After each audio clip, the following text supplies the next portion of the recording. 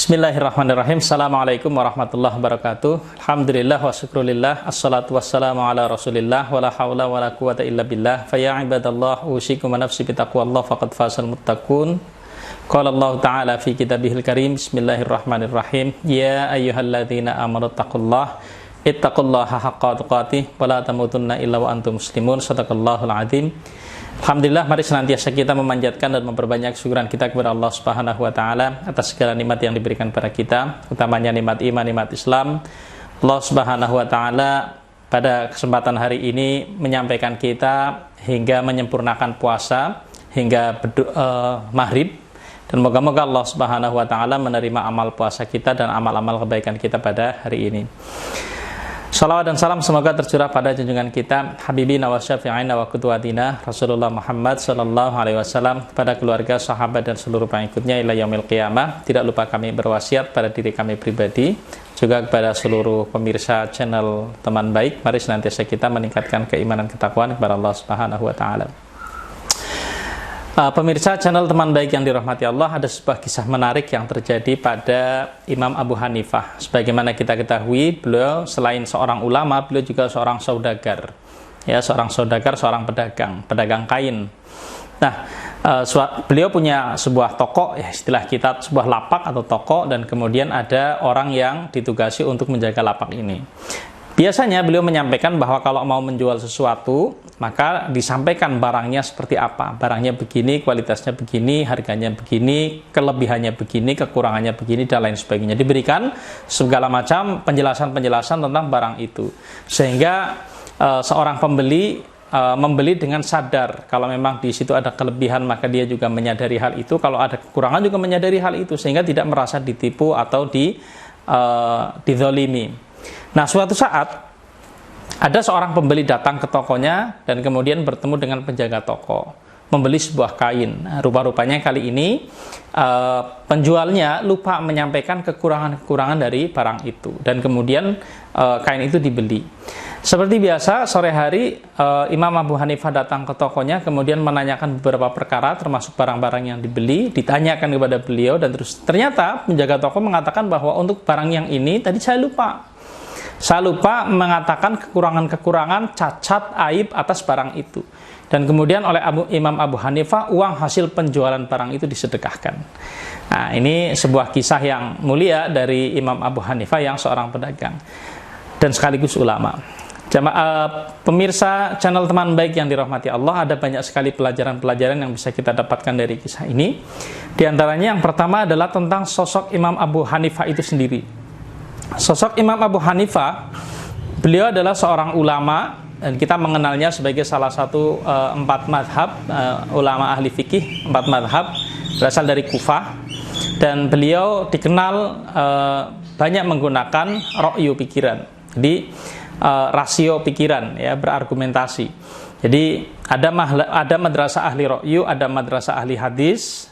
Kalau yang ahli hadis itu Imam Malik bin Anas, dan kemudian kelak nanti ada Imam Syafi'i yang akan menggabungkan antara pemahaman metode ahli hadis dengan ahli ra'yu. Jadi ini adalah sosok Imam Abu Hanifah. Beliau adalah seorang ulama, dan ternyata beliau juga seorang pedagang, seorang saudagar. Jadi penting bagi kita, kalaupun kita adalah seorang dai, seorang ulama, penting sekali lagi bagi kita untuk memiliki satu pekerjaan atau satu mata pencaharian, sehingga dari situ kita bisa mencukupi kebutuhan kita. Dan dalam situasi seperti sekarang ini sangat terasa, di mana musim COVID-19 orang-orang diperintahkan untuk duduk di rumah saja. Jika seorang dai tidak memiliki pekerjaan tersendiri, mungkin berwira swasta, bertani atau apapun itu namanya, maka dia akan merasakan kesulitan dalam memenuhi kebutuhan-kebutuhan hidupnya, karena banyak juga dai yang mendapatkan bisyarah dari penyampaian materi-materi di pengajiannya. Jadi seorang dai, sekali lagi, seorang ulama wajib hukumnya untuk memiliki mata pencaharian, untuk memiliki pekerjaan yang dengan itu bisa mencukupi kebutuhannya. Syukur-syukur kelak bisa juga membiayai agenda dakwahnya. Ini pelajaran yang pertama tentang sosok Imam Abu Hanifah. dan penting untuk kami sampaikan karena ada sebagian orang yang menganggap bahwa apabila seorang ulama, seorang dai terus kemudian memiliki pekerjaan, memiliki mata pencarian, memiliki kesibukan-kesibukan yang kaitannya dengan maisha, itu akan menurunkan derajatnya sebagai seorang ulama ya. Jadi ini perkara yang tidak benar. Ini pelajaran yang pertama. Pelajaran yang kedua, seorang dai, seorang muslim, seorang ulama ya, seorang orang yang beriman, seorang muslim itu boleh jadi orang kaya. Ya, boleh jadi orang kaya. Dan ternyata kalau kita lihat 10 sahabat yang dijamin masuk surga itu banyak yang orang-orang kaya. Misalnya Sayyidina Abu Bakar As-Siddiq orang kaya, Sayyidina Umar orang kaya, Sayyidina Utsman orang kaya.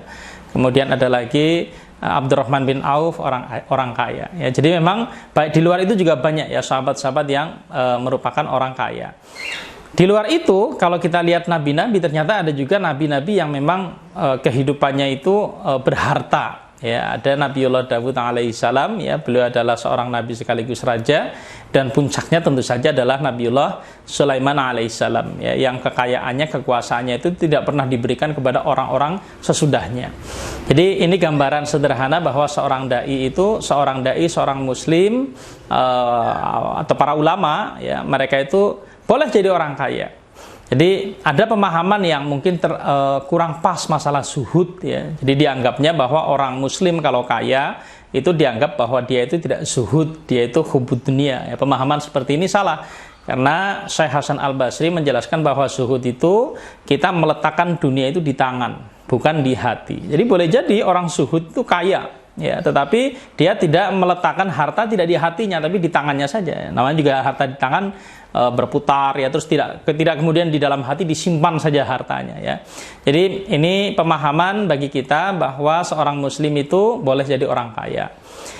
Memang benar ya, seorang orang yang miskin itu punya sejumlah keutamaan. Misalnya orang miskin akan masuk surga setengah hari lebih cepat daripada orang kaya. Setengah hari di akhirat artinya 500 tahun. Bayangkan orang miskin masuk surga itu 500 tahun lebih cepat dibandingkan dengan orang kaya. Kemudian Rasulullah pernah melihat surga isinya orang miskin. Jadi banyak ya orang miskin itu.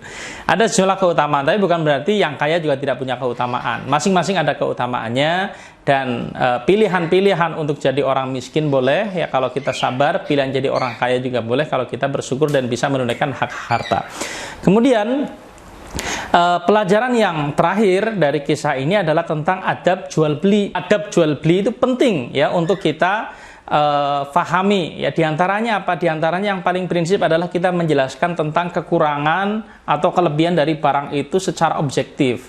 Ya, biasanya seorang pembeli itu punya trik-trik khusus sehingga barangnya ini harus laku ya, dan dia menyampaikan berbagai macam keunggulan, kelebihannya, keistimewanya, tapi lupa menyampaikan kekurangannya, lupa menyampaikan cacatnya di mana dan lain sebagainya, sehingga kadang-kadang ada orang membeli merasa ditipu, ada orang membeli perkara-perkara yang sebenarnya tidak terlalu dibutuhkan. Yang seperti ini tentu saja salah. Ini diantara pelajaran yang paling penting, dan zaman sekarang itu banyak jual beli terjadi di sekitar kita, bukan hanya di pasar ya, tetapi juga di HP kita ada jual beli.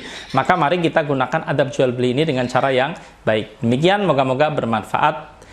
Billahi taufiq wal hidayah. Assalamualaikum warahmatullahi wabarakatuh.